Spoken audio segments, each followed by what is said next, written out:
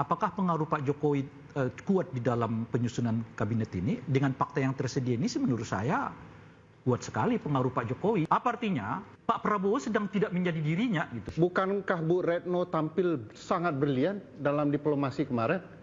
Pertama kali Indonesia menjadi anggota Dewan Keamanan. Tidak dipilih jadi menteri yang berprestasi seperti ini. Ini pertama kali Indonesia menunjukkan keberanian luar biasa dalam forum-forum UN, PBB. Itu walk out berapa kali? Luar biasa sekali menurut saya. Jadi menurut saya, untuk diplomasi, ini perlu diberikan nilai B+ nih. Malah ternyata tidak dipilih. Itu dulu. Sabar. Ya. Kalau soal KKN, tetap KKN. Ada keponakannya jadi Wakil Menteri Keuangan. Apa? Faktanya begitu.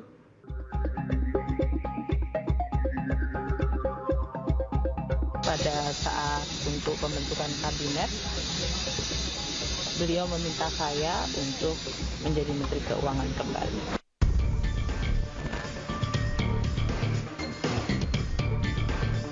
Kalau saya dalam bidang yang memang saya kuasai, kira-kira di generasi muda, badan kreatif, dan juga bekerja seni kurang lebih itu. Saya diperintahkan untuk lebih fokus kepada masalah toleransi dan moderasi. Tentang problem kemiskinan yang masih merata baik di kota, ada petugas khusus terkait ketenaga kerjaan, berarti wamen tenaga kerja. Sebelum saya undang ke sini sebenarnya mereka sudah menyatakan bersedia membantu saya.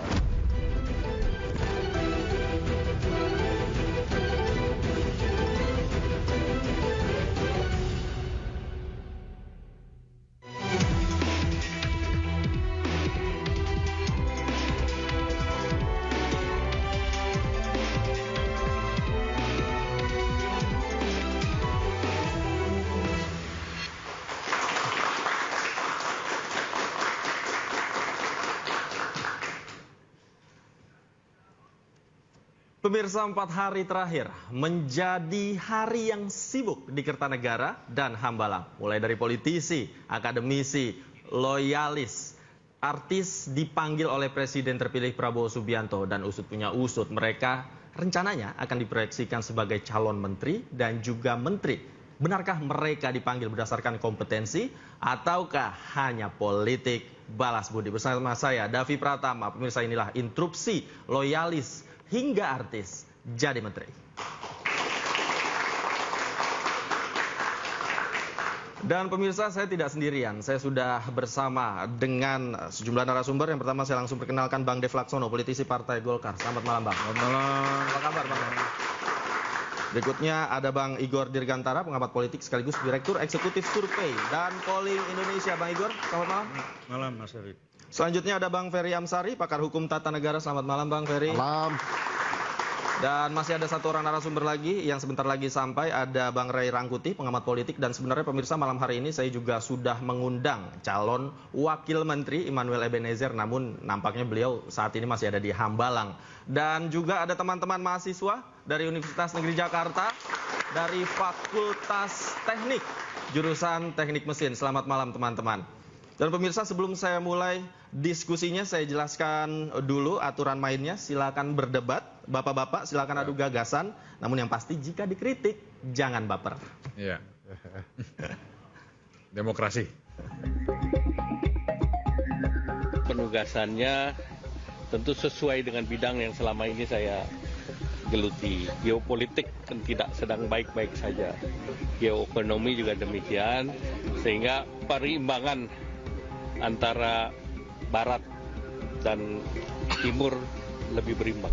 Jadi kita diskusi cukup lama dan panjang ya selama ini dengan beliau, dan oleh karena itu pada saat untuk pembentukan kabinet beliau meminta saya untuk menjadi Menteri Keuangan kembali.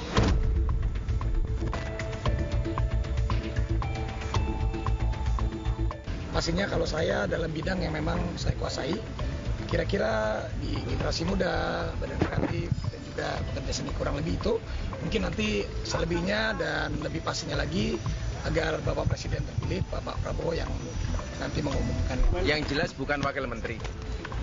Jadi Bapak perintahkan untuk lebih banyak fokus di bidang moderasi, toleransi. Ada penugasan khusus terkait ketenagakerjaan. Nah berarti lu udah tahu lah tuh clue-nya kan. Nah hari ini kan kemungkinan besar banyak kan yang dipanggil wamen ya. Berarti wamen tenaga kerja. Beliau meminta bahwa agar saya juga memberikan perhatian khusus bagaimana agar negara kita ini baik, ya kan?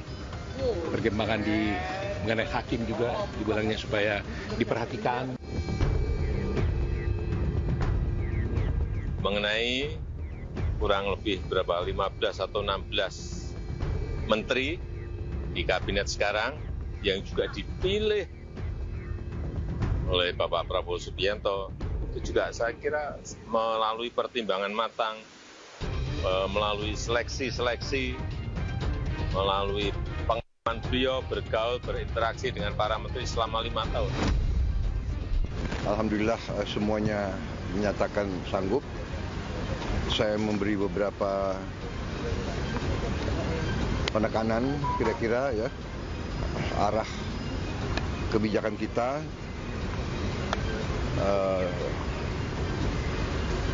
Secara garis besar saya puas.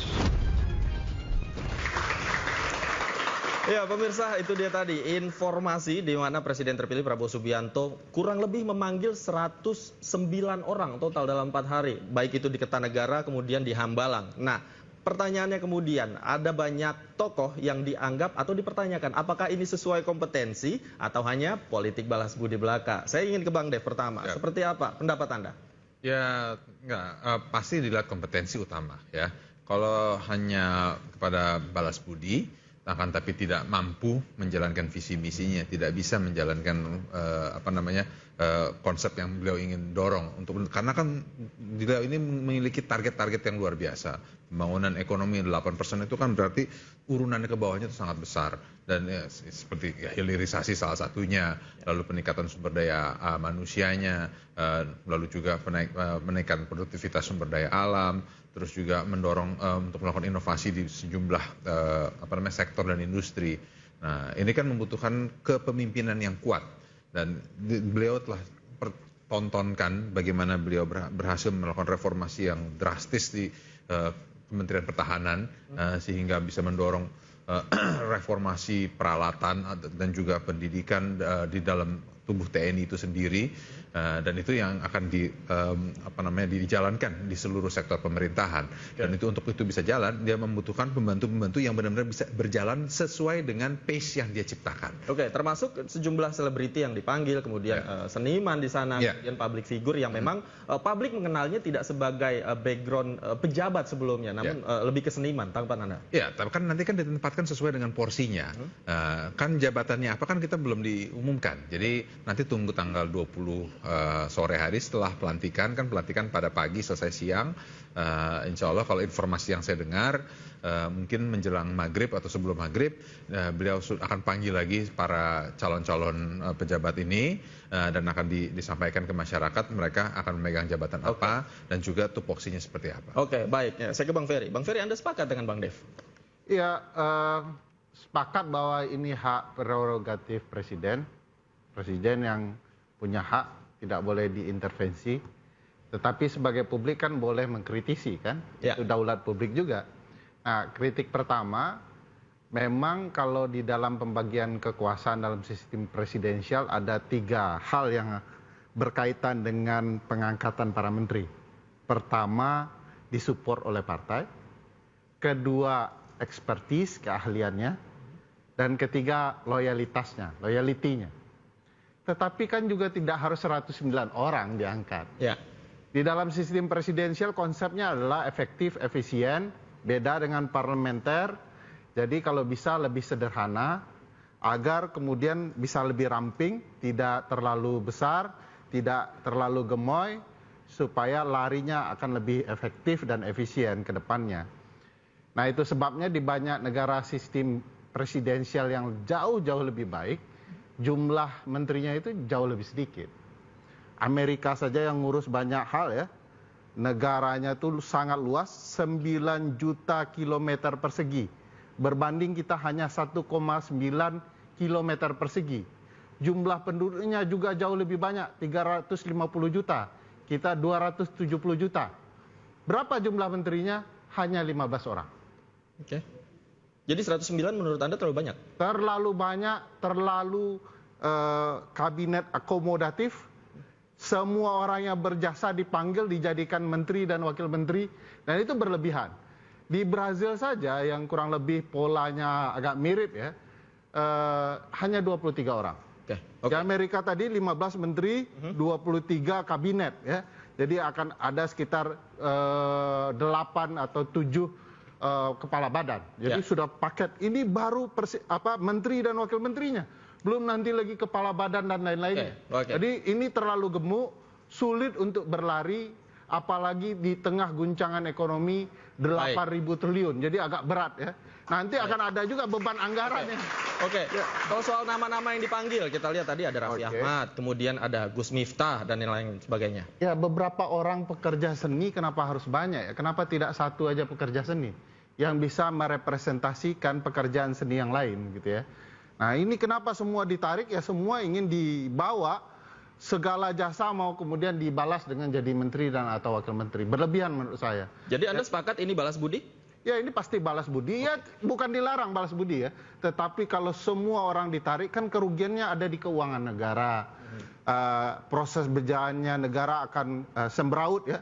Kata orang Melayu centang perenang begitu, berantakan begitu ya. Nah, mestinya ditata sedemikian rupa, disederhanakan, agar juga presiden tidak kewalahan kalau rapat-rapat dengan menteri. Bayangkan kalau rapat pleno bersama para menteri, ada 109 orang yang akan dipimpin. Itu Jakarta hari rapat kabinet itu bisa macet gitu ya, bisa melelahkan. Nah, belum lagi bagaimana memastikan negara tidak mengalami kerugian untuk membiayai kebutuhan para menteri dan wakil menteri. Sebelum sampai ke kerugian, saya ke Bang Igor. Bang Igor, Anda sepakat bahwa ini terlalu gemoy, terlalu banyak yang masuk di dalam sana sehingga sulit berlari katanya? Iya, tapi saya mau tanya sama Bang Ferry, tahu dari mana 109 tuh bakal jadi menteri? Ya kan dipanggil karena memanggil menteri dan wakil menteri. Ya dari mana Bang Igor tahu itu bukan wakil menteri? Yang mengumumkan presiden.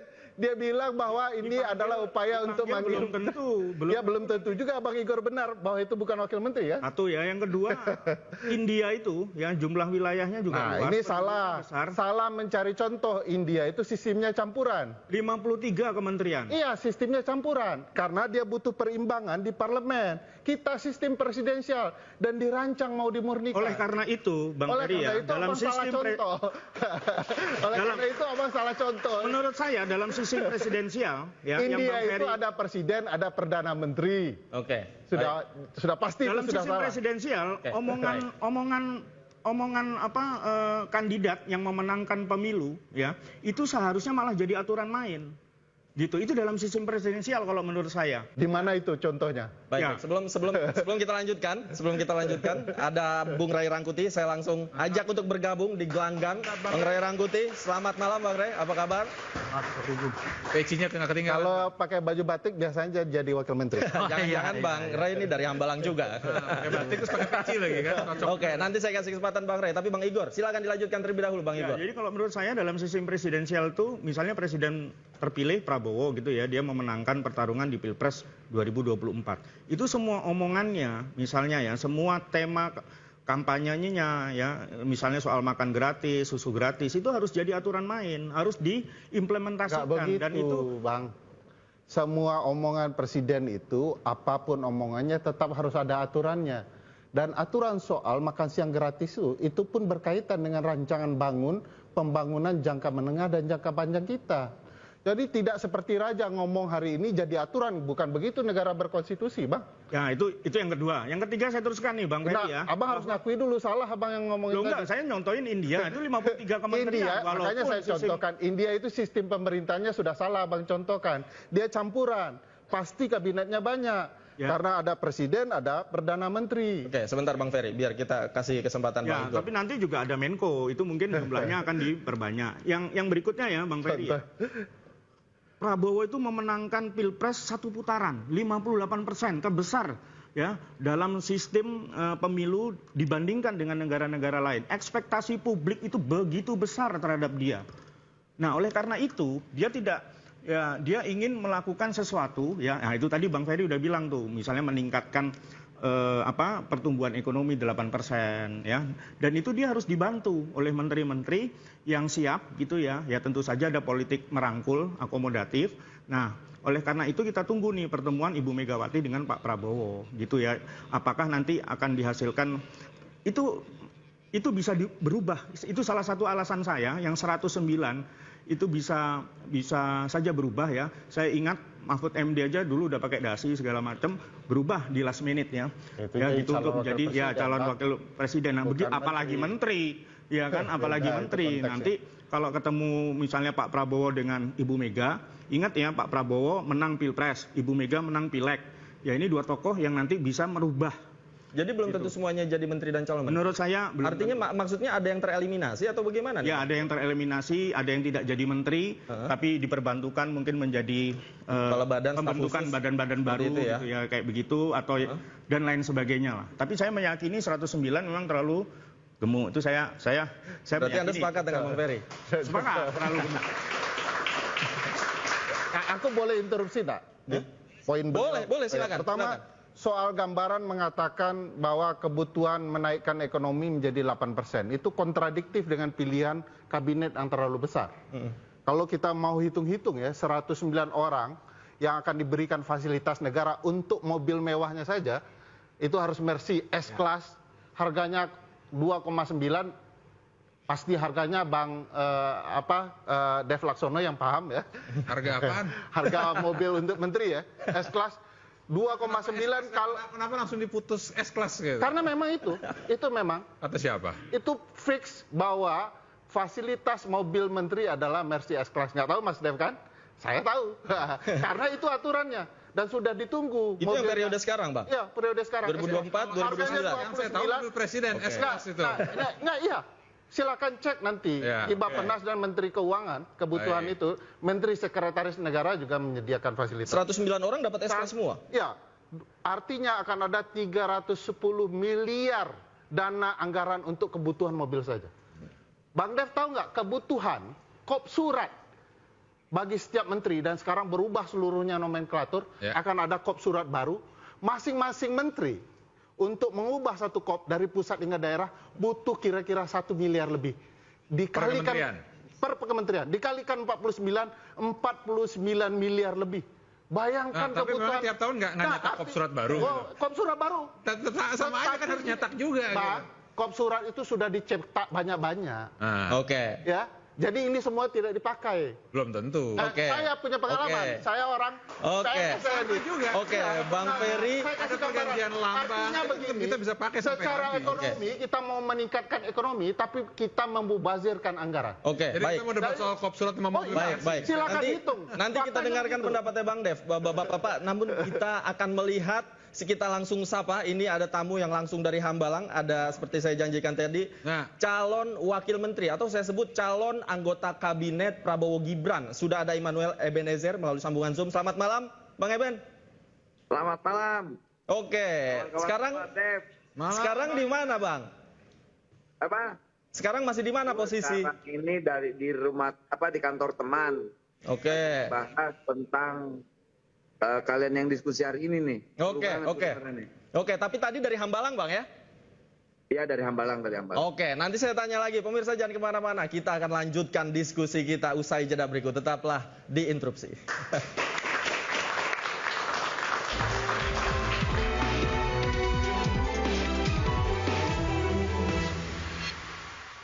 Nah, partai baru saja bisa mendapatkan setidaknya 2-3 kursi. Itu partai baru loh. Partai yang bersaing dengan Pak Prabowo. Ini kayak masa orientasi mahasiswa ini. Jadi masa orientasi para menteri dan calon wakil menteri gitu ya. Kayak ospek ya? Jadi kayak ospek.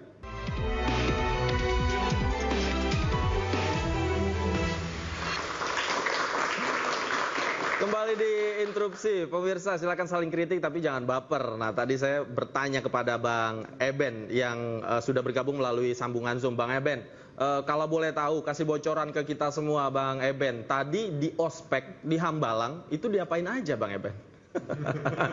Pemateriannya pembekalan soal ke depan. Semoga di pemerintahan Pak Prabowo ini semua menteri dan wamen bisa menjadi tim yang solid. Tidak ada lagi nanti visi menteri, visi wamen, semua ikut visi presiden.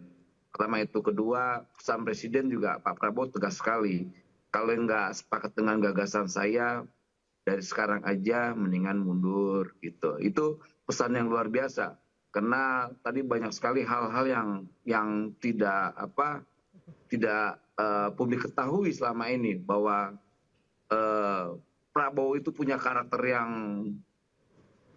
selain keras dan tegas. Dia nggak punya karakter sebagai seorang yang hipokrit, ya, munafik.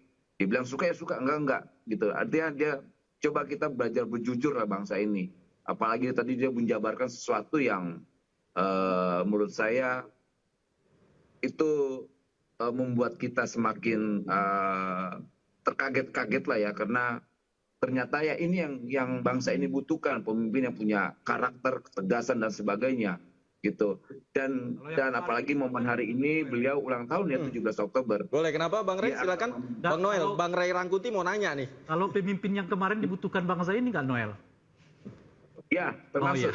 Karena setiap pemimpin itu kan punya sejarah masing-masing, Ray. Nggak bisa kita menegasi pemimpin sebelumnya. Karena pemimpin yang kemarin itu akan melahirkan pemimpin baru, sama selalu begitu di dunia ini. Mau seburuk apapun pemimpin, dia punya sejarahnya gitu. Oke. Nanti saya akan korek-korek lagi nih apa yang Bang Eben terima dalam. Tapi bisa lama nih, Bro. Oke. Bisa lama nih. Oke, nggak apa-apa. Tapi tadi saya menarik nih, saya ke Bang Ray dulu. Bang Ray pakai batik. Jangan-jangan Bang Ray tadi dipanggil ke Hambalang. Makanya tadi dia nanya ke Bang Eben gitu. Tadi Bang Ray ketemu nggak, gimana? Saya tadi di sampingnya Hambalang ya. Harap Noel panggil saya juga. Ternyata Noel, jangankan kau Ray, aku aja belum tentu pasti nih, kayak gitu kan, jadi repot aku. Repot aku. Aku balik lagi datang ke sini ya kan. Tapi kalau tadi apa yang disampaikan oleh Bang Eben, tanggapan Anda, Bang Ray? Gini, saya nggak mau tanggapi itulah, itu kan pendapat beliau. Saya melihat struktur yang sekarang aja. Menurut saya itu justru menggambarkan kelemahan dari kepemimpinan Pak Prabowo. Lemah dari aspek apa? Setidaknya dari 3 sudut. Pertama adalah lemah di bawah tekanan partai.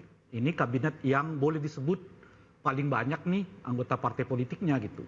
Satu partai aja bisa dapat 8 kursi, ya kan, satu Golkar partai paling banyak. Ya salah satunya adalah Golkar gitu kan.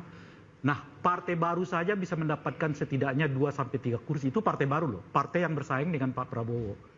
Kalau kita belajar dari yang sebelumnya, paling hebat mereka itu dapat 1 kursi gitu. Nah, mungkin di badan-badan diberikan gitu. Tapi sekarang ini oleh Pak Prabowo dikasih malah kalau nggak 2-3 kursi gitu. Okay. Nah, oleh karena itu, yang samar-samar mendukung bisa juga loh dapat 1 kursi. Yang samar-samar loh itu gitu. Nah, oleh karena itu menurut saya ini salah satu kelemahan Pak Prabowo berhadapan dengan partai-partai politik. Yang kedua, kelemahan Pak Prabowo berhadapan dengan pemerintahan yang sebelumnya. Dalam hal ini Pak Jokowi. Okay. Kan ada sekitar 16 katanya ya, menteri yang ada di zamannya Pak Jokowi itu juga sekarang ikut lagi kemungkinan akan menjabat lagi sebagai menteri kembali gitu. Okay. Yang kita nggak jelas apa ukurannya. Okay, baik. Kalau mungkin soal ekonomi kita mengerti, mungkin bagian dari kelanjutan gitu. Tapi kalau misalnya menteri pemuda gitu ya dan seterusnya itu ada evaluasi nggak? Baik kinerja maupun moral maupun peristiwa-peristiwa yang menghidapi dirinya. Itu yang kedua. Nah, yang ketiga menurut saya ini kelemahan Pak Prabowo dengan filosofi kepemimpinannya yang selalu mengatakan harmoni-harmoni. Nah, disebabkan karena terlalu dominan kata harmoni dalam dirinya itulah yang mengakibatkan adanya keinginan untuk merangkul semua kelompok yang mengakibatkan kelihatan sekarang begitu besar gitu. Okay. Nah, yang keempat menurut saya kepemimpinan Pak Prabowo itu tidak diorientasikan menghadapi kekinian dan masa depan. Kenapa saya mengatakan begitu? Model kepemimpinan dengan banyak kabinet itu sebetulnya mengandaikan nggak ada teknologi. Nah, dulu orang kenapa banyak menteri, banyak karena memang harus tugas ditangani oleh orang. Sekarang dengan pertumbuhan teknologi, ya kan, macam-macam dan seterusnya itu, orang mengarah apa yang disebut dengan efisiensi dan efektivitas. Okay. Banyak pekerjaan manusia sekarang yang bisa digantikan oleh teknologi macam-macam. Maka sangat menurut saya itu sangat unik di tengah begitu banyak sekali perkembangan teknologi yang dapat membantu efisiensi dan efektivitas pemerintahan, Pak Prabowo malah membesarkan. Artinya menurut Anda kerja menteri bisa digantikan oleh teknologi yang sekarang berkembang begitu? Ya, enggak, filosofinya saya mau katakan begini. Yang saya mau katakan itu adalah di tengah begitu banyak alat bantu yang memudahkan pemerintahan kita bekerja demi efisiensi dan efektivitas, malah Pak Prabowo kembali ke era tahun 70-an, 80-an. Oke, baik. Jadi mundur ke belakang mundur ya. Ke belakang. Oke, nah saya konfirmasi. Tadi ada yang menarik Anda sebut, bahwa Golkar mendapat jatah menteri paling banyak. Kebetulan ada politisi Golkar. Bang Dev, silakan dijawab. Jangan-jangan pos basah semua yang diterima oleh Golkar. Pos basah maksudnya gimana? Nyemplung ke air dalam apa gimana? Ada 8 katanya dipanggil. Ya, info terakhir itu ada 8 kader Golkar yang dipanggil katanya untuk menteri. Terus ada 3 atau 4. Gerindra cuma 6 kayaknya ya. Aku nggak ngitung. Oke, lebih banyak Golkar kok gitu. Aku nggak ngitung. Oke, tapi 8 terkonfirmasi. Terkonfirmasi. Terus ada 4 ya, 3 atau 4 yang dipanggil untuk wakil menteri. Akan tapi pastinya jabatannya sebagai apa, menterinya bagaimana, itu ya kita tunggu tanggal 20 nanti ketika setelah pelantikan suaranya insya Allah akan diumumkan. Oke. Nah saya ke Bang Noel lagi deh. Bang Noel, karena nggak bisa lama-lama saya tanya nih. Bang Noel, ada informasi bahwa semua yang dipanggil ke Hambalang ini jangan-jangan masih ada yang akan, ini patut diduga ya, yang akan tereliminasi. Termasuk mungkin yang sebelumnya 8 orang, yang sebelumnya 6 orang, 7 orang. Jangan-jangan nanti ada yang tidak dapat atau jangan-jangan dapat semua. Bang Noel, informasinya di sana seperti apa, Bang? Maksudnya gimana kurang dengaran tadi? Oke, 109 orang ini apakah akan jadi semua masuk dalam kabinet atau masih dipilih? Artinya ada yang dieliminasi, Bang Noel, informasi yang Anda terima langsung di Hambalang. Yang 109 yang kamu sebutkan itu sebetulnya tidak semua menteri dan nggak semua wamen. Itu ada staf sus, ada apa, banyak. Orang salah aja itu, seakan-akan 100 sekian, nggak ada itu. Ya kalaupun itu kan yang nanti yang bisa terkonfirmasi ketika tanggal 20 lah ya, Pak Presiden yang akan menyampaikan langsung. Kayak kita ini kan nggak mungkin lah. Gitu, apalagi hal-hal yang kayak gimana, biarkan nanti Pak Presiden yang menyampaikan di publik lah. Oke, tapi semuanya akan dapat jabatan ya, baik itu di staf sus, kepala lembaga, dan lain sebagainya. Ya itu Pak Presiden yang langsung akan menyampaikan soal dapat atau tidaknya. Kita kan nggak punya hak menyampaikan kalau tidak diizinkan untuk menyampaikan ke publik gitu. Oke, tapi tadi Bang Rey katakan bahwa 109 ini adalah wujud kelemahan dari Pak Prabowo Subianto. Tanggapan Anda? Justru menurut saya apa yang disampaikan Rey itu adalah vitamin baru. Pemerintah ini harus dikritik, tidak boleh tidak ada kritik. Kalau itu sebuah kelemahan, ya nanti kita tunjukkan bahwa ternyata ini menjadi kekuatan gitu. Jangan juga apa yang si Ray kawan saya sampaikan menjadi alergi, nggak boleh. Dan saya senang harus ada model-model kayak Ray lagi. Biar demokrasi ini benar-benar terbangun dan kekuasaan ini nggak boleh terlalu terlena. Oke, kemudian tadi juga Pak Prabowo kan kemarin kan berulang tahun. Tadi ada acara apa di dalam Hambalang, Bang? Nggak ada, ya biasa, pembekalan dan sebagainya. Tidak ada seremonial apapun, nggak ada, pembekalan normal aja sama kayak kemarin tanggal 16. Pembekalan, semua punya komitmen, kerja untuk rakyat, jangan kerja buat individu-individu, kayak gitulah. Jadi ya ada atmosfer semangat lah, ada energi yang luar biasa yang disampaikan Presiden yang terpilih. Oke. Prabowo Subianto. Oke, katanya kan Bang Noel buru-buru. Oke, sebelum saya izinkan pamit, Bang Noel, saya ingin konfirmasi dulu nih. Jangan-jangan Bang Noel dapat bocoran. Kapan kira-kira Pak Prabowo ketemu dengan Ibu Megawati Soekarno Putri? Tahu nggak informasinya? Wah, kalau itu saya tidak tahu itu. Saya nggak ngurusin pertemuan soalnya. Tapi jadi kan sebelum pelantikan? Kalau soal jadi saya nggak berani ngejawab. Orang saya pertama bukan Bu Mega. Nanti malah saya salah informasi. Thank you ya. Oke, informasi yang kita terima kan Pak Prabowo mau naikin nasi goreng. Terima kasih ya. Oke, Bang Noel. Terima kasih banyak. Silakan kembali dilanjutkan aktivitasnya. Terima kasih sudah bergabung bersama kami di Interupsi. Nah, saya kembali ke Bang Ferry. Bang Ferry, menurut Anda pembekalan di Hambalang efektif nggak untuk 109 orang yang akan jadi kabinet ini? Ya, berdasarkan Undang-Undang Dasar pasal 17 bahwa Presiden itu dibantu oleh menteri-menteri, diangkat, diberhentikan oleh Presiden, dan masing-masing menteri itu bertugas berdasarkan urusan pemerintah tertentu. Artinya orang yang akan dipilih itu sudah pakar, sudah ahli. Mau dibekali seperti apa lagi ini? Ini kayak masa orientasi mahasiswa ini. Jadi masa orientasi para menteri dan calon wakil menteri gitu ya. Kayak ospek ya? Jadi kayak ospek. Nah, menurut saya kalaulah kemudian presiden terpilih meyakini kapasitas para calon, mestinya sudah diarahkan dan diskusi soal apa yang akan dilakukan ke depan. Tidak lagi seolah-olah orang ini belum punya kemampuan, tidak paham dan sadar bahwa visi misi ya visi misi presiden, tidak ada visi misi para menteri. Nah, pernyataan-pernyataan seperti itu seolah-olah presiden memaknai ini 109 orang belum paham bahwa visi misi itu yang punya saya. Anda hanya pembantu yang akan mengerjakan urusan pemerintah yang berdasarkan visi misi dia sesuai dengan undang-undang rancangan pembangunan nasional gitu ya. Nah, oleh karena itu aneh saja ini peristilahan baru, mudah-mudahan tidak jadi tradisi ketatanegaraan ada masa-masa ospek seperti ini, tetapi presiden terpilih mesti memastikan bahwa orang-orang ini adalah orang-orang yang ahli di bidangnya agar janji kabinet Zaken itu betul-betul diwujudkan. Oke, baik. Kalau ini kan ya silakan. Sedikit saya sebelum kita nanti lanjut kepada partai-partai baru yang sebetulnya baru bergabung. Seperti PKB ya kan, atau orang yang katanya direkomendasikan oleh PKS gitu. Karena mereka adalah partai yang mengatakan berseberangan dengan Pak Prabowo gitu. Kalau itu yang dimaksud nggak perlu sebanyak ini pesertanya. Mestinya cukup para wakil dari PKB atau wakil dari PKS yang jelas-jelas visi misinya berseberangan dengan visi misinya Pak Prabowo. Oke, jadi menurut Anda nggak efektif ya pembekalan ini? Bukan soal nggak efektif, lagi-lagi model Pak Prabowo ini memboros-boroskan uang itu maksudnya, modelnya. Maksudnya tidak efisien. Sudah banyak sekali pesertanya, pakai yang begini-beginian demi menyatukan visi, padahal ini kan pendukung beliau semua ini sebetulnya. Kecuali yang dua partai yang kita sebutkan.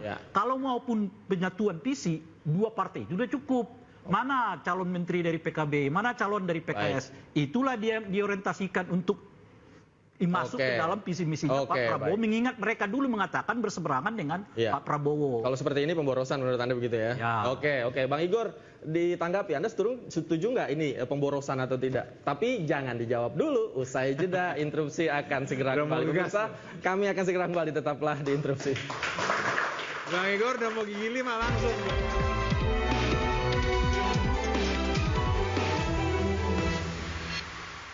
Bang Rey dan Bang Ferry harus bisa mengakui bahwa transisi sekarang ini adalah yang paling baik dan paling mulus dalam sejarah Republik Indonesia. Tapi begini, mulus oke, tetapi apakah tidak buat ribut ya? Proses transisi anaknya menjadi calon ya? Lalu kemudian ada permasalahan berkaitan dengan putusan Mahkamah Konstitusi, gentong babi dalam politik, bansos dan segala macam, banyak kehebohan-kehebohan yang dipertanyakan. Kan banyak kader nih yang nggak ada masalah. Dep, ayo Dep, maju dong, misalnya begitu ya kan.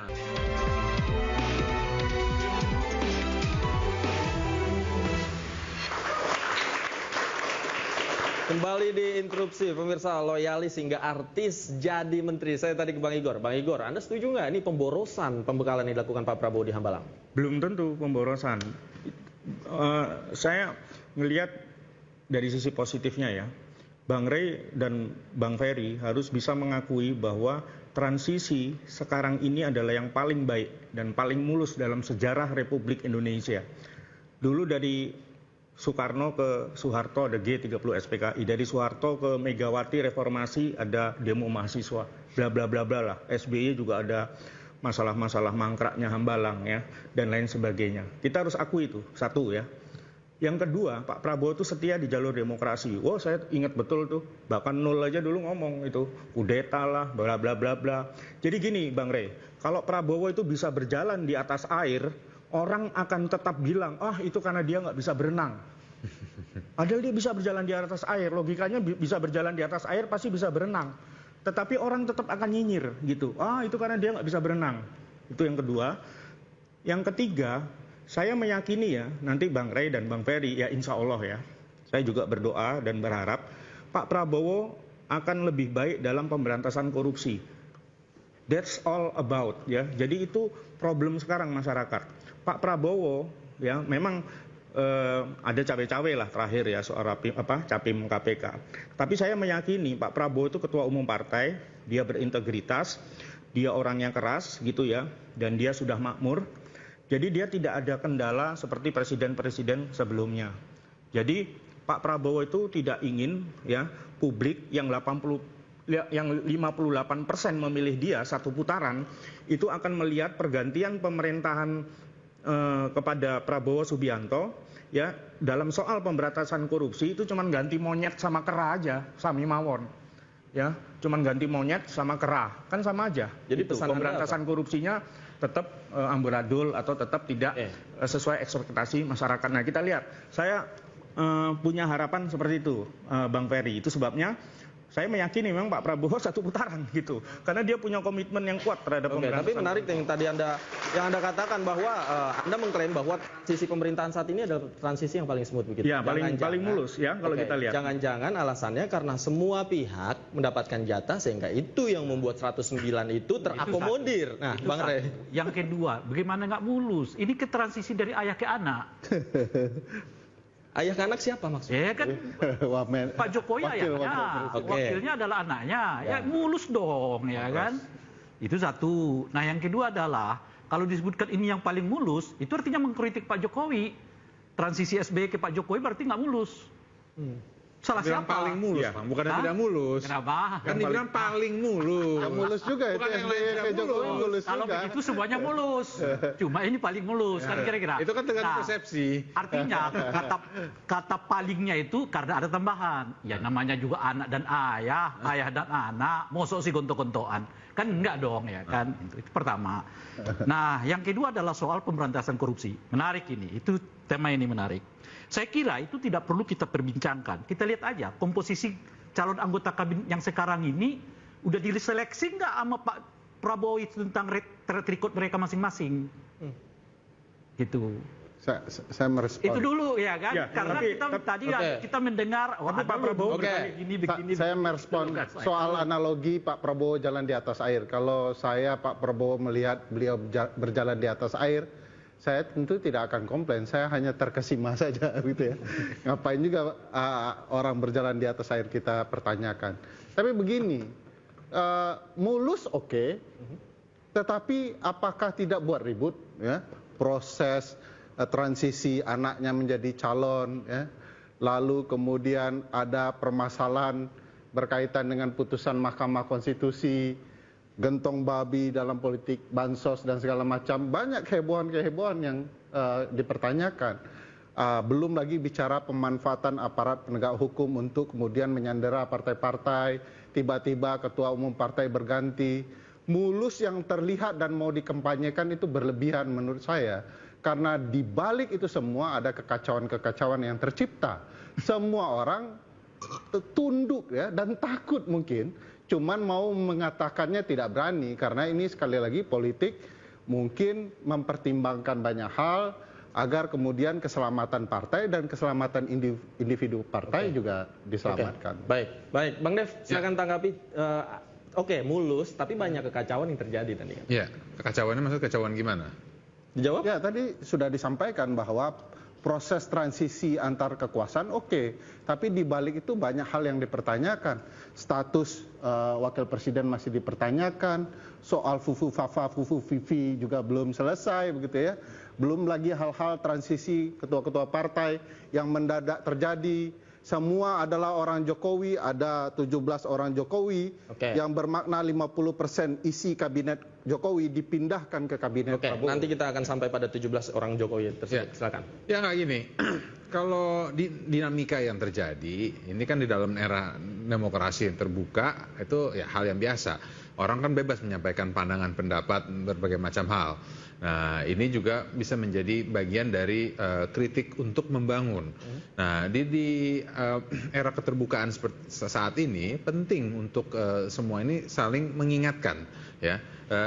Presiden Jokowi juga manusia, Pak Prabowo juga manusia. Kalau namanya selama kita masih di dalam bumi, tidak akan ada yang sempurna.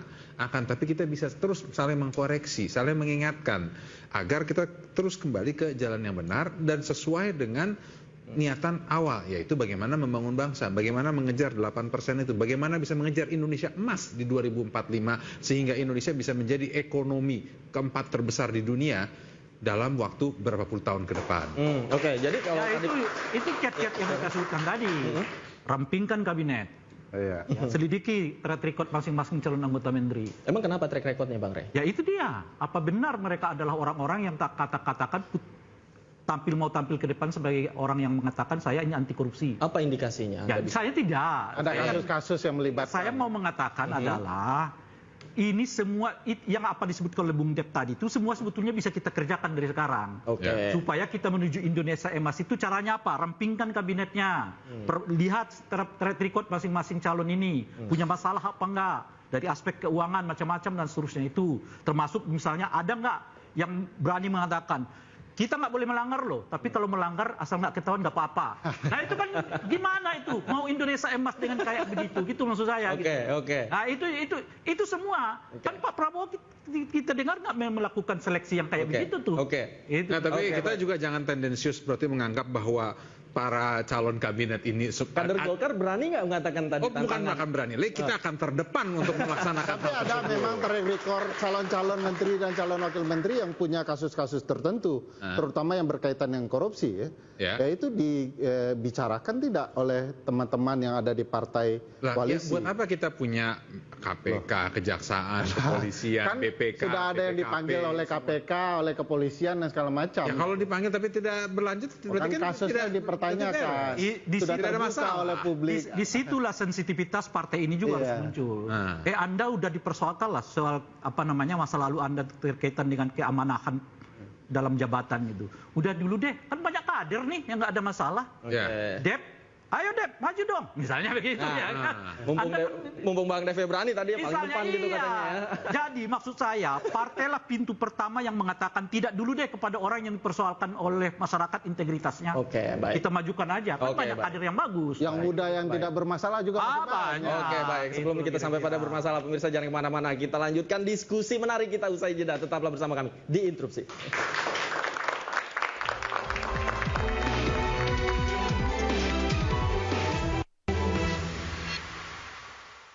Apakah pengaruh Pak Jokowi kuat di dalam penyusunan kabinet ini? Dengan fakta yang tersedia ini sih menurut saya kuat sekali pengaruh Pak Jokowi. Apa artinya Pak Prabowo sedang tidak menjadi dirinya gitu. Bukankah Bu Retno tampil sangat brilian dalam diplomasi kemarin?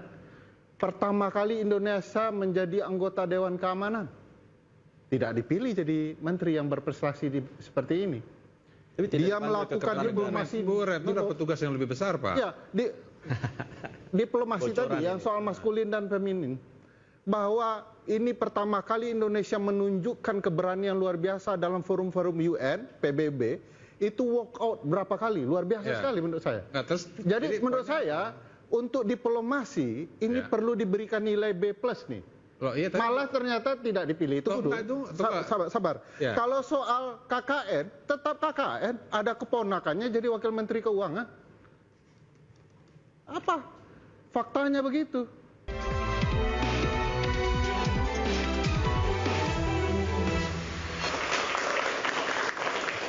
Terima kasih Anda masih diinterupsi. Pemirsa, tadi Bang Rey statementnya kepotong. Saya adil deh, saya kasih ke Bang Rey lagi. Tadi apa yang mau disampaikan? Saya malah lupa lagi kan. Itulah kalau dipotong-potong.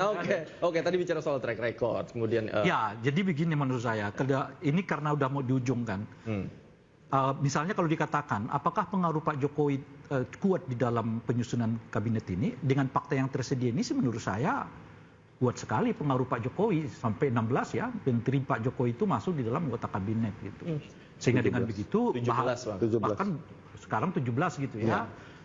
Anggota kabinet artinya hampir setengah ya, hampir ya. Lebih ya. 17 itu sudah setengah. Belum dihitung Pak Prabowo-nya dan lebih dari setengah anggota kabinet Pak Jokowi itu masuk ke dalam kemungkinan masuk ke dalam struktur kabinetnya Pak Prabowo. Apa artinya Pak Prabowo sedang tidak menjadi dirinya gitu menurut saya. Pak Prabowo itu sekarang harus dilihat dalam konteks Jokowi periode ketiga. Sebetulnya yang berkuasa ini sekarang adalah Jokowi, yang pelakunya adalah Pak Prabowo. Representasi Pak Jokowi. Gitu ya. Nah, oleh karena itulah mengapa saya sejak dari awal mengatakan ini justru memperlihatkan kelemahan kepemimpinan Pak Prabowo, karena yang muncul sekarang ini bukan Pak Prabowo-nya gitu loh. Bukan, kan bayangan kita sebagai pemimpin yang tadi Noel katakan tegas, keras, nggak kelihatan nih di dalam penyusunan kabinet.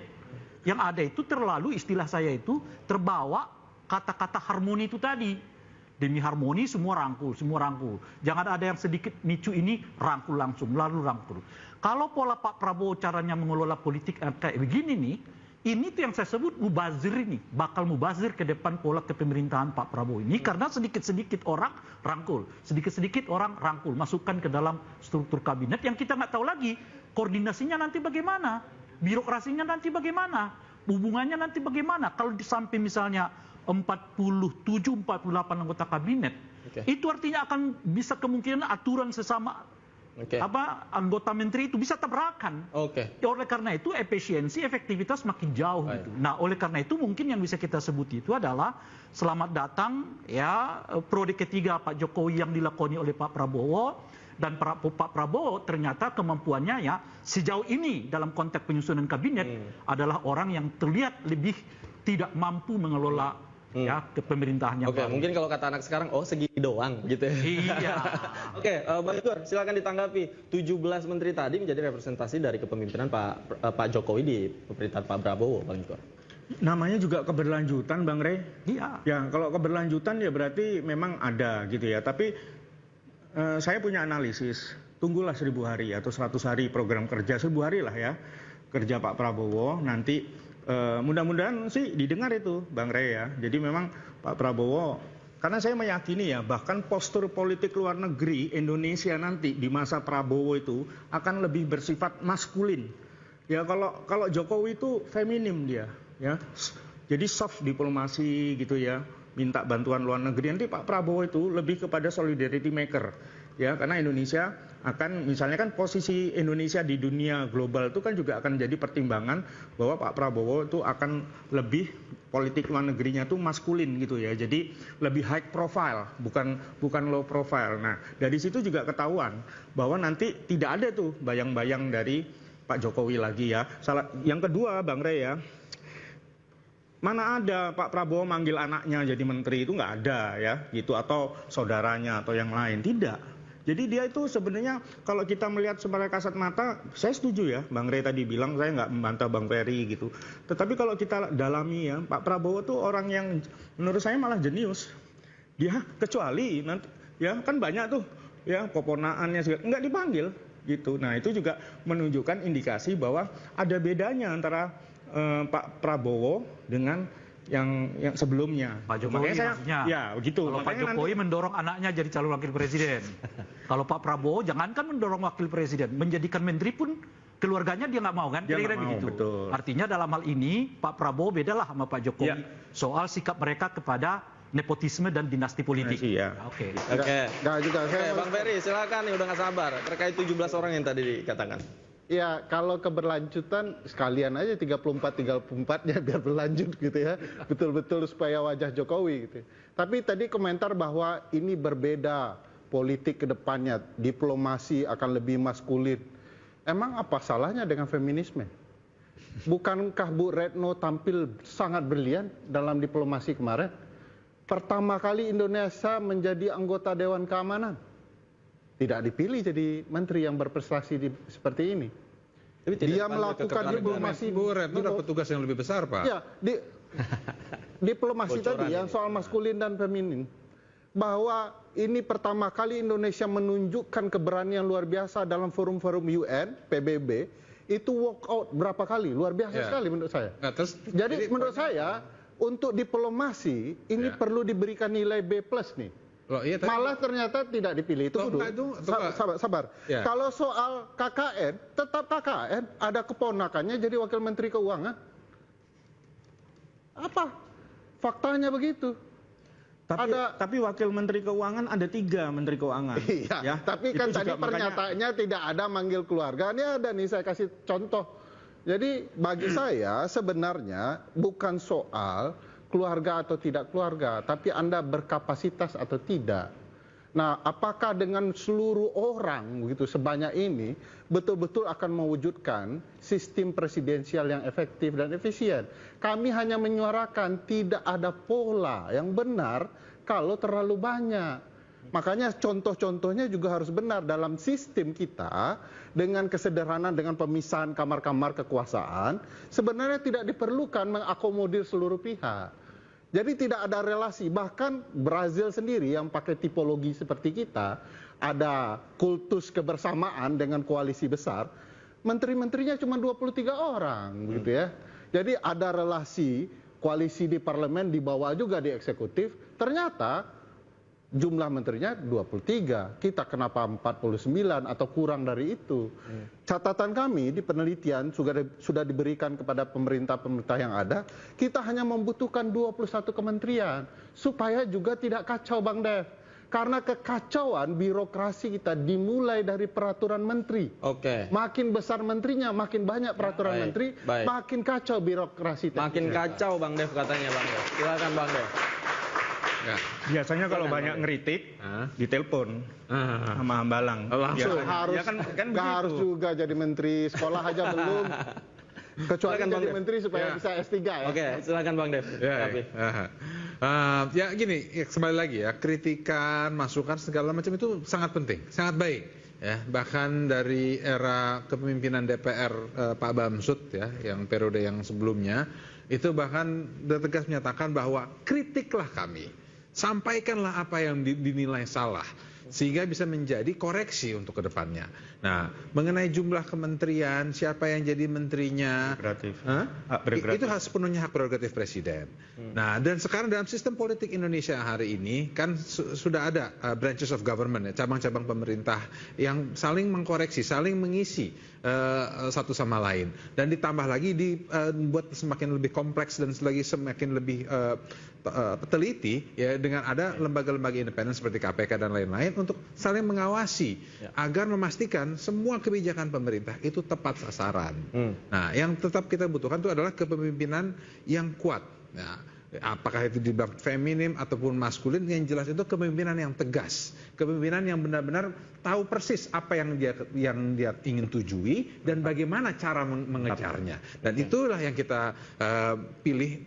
58% masyarakat Indonesia melihat itu ada di Pak Prabowo. Nah, itu kita sepenuhnya menyerahkan kepada beliau untuk membentuk pemerintahannya, memimpin pemerintahan ini untuk menuju Indonesia emas. Dan Pak Prabowo tuh senang kritik, Bang Ferry. Maksudnya di telepon itu bukan soal menteri, tapi diminta masukan. Apalagi Bang Rey nih, gitu.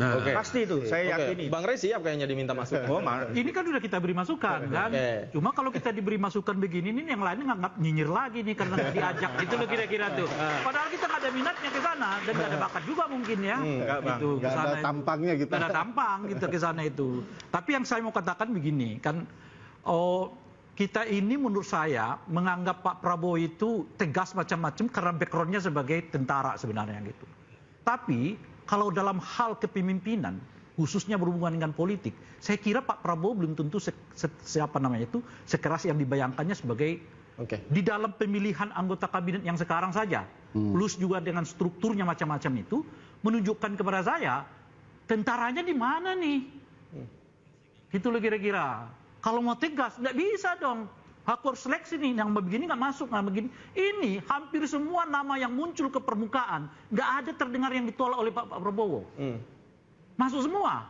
Alih-alih kemudian ditolak, yang ada nambah lagi ya kan. Sebagian yang kemarin tidak diundang ke Hambalang, ke Kertanegara, sekarang muncul di Hambalang. Artinya apa gitu? Kalau ada mungkin tadi orang nelpon, Pak Prabowo ada yang tinggal nih seorang nih. Tolong dong, bawa lagi ke Hambalang. Jangan-jangan 109 ini belum berhenti nih. Bisa-bisa 110, 112, 115. Kita nggak tahu gitu. Pertanyaannya di mana ketegasan Pak Prabowo? Oke. Nah, saya kira Pak Prabowo tegasnya itu sekarang pada background masa lalunya. Oke. Bukan lagi kelihatan pada masa itu yang saya sebut justru penyusunan anggota kabinet itu memperlihatkan kelemahan kepemimpinan Pak Jokowi di dalam politik karena terlalu banyak memikirkan apa yang disebut dengan harmoni. Harmoni itu membuat Pak Prabowo kemudian ingin merangkul semuanya sehingga melupakan pesan penting dalam hal ini seperti oposisi dan Oke, baik. Bagaimanapun hak prerogatif Pak Prabowo untuk menentukan menterinya, namun masyarakat dan termasuk kita semua ini berhak menilai bagaimana nanti pemerintahan akan ke depan. Apakah itu betul-betul berdasarkan kompetensi atau hanya politik balas budi semata? Saya dan Pratama pamit. Terima kasih. Selamat malam. Sampai jumpa.